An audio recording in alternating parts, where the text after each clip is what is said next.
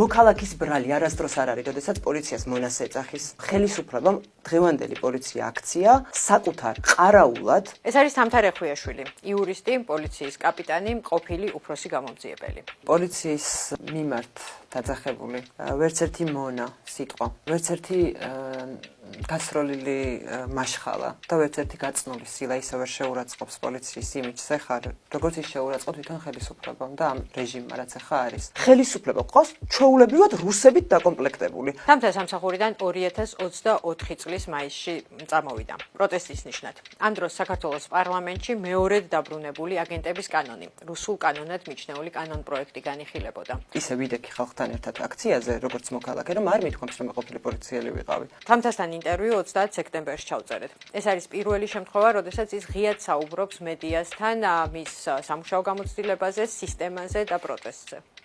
მოქალაქე, რომელიც გარეთ დგას და რაღაცას იცავს, ღირსებით დგას.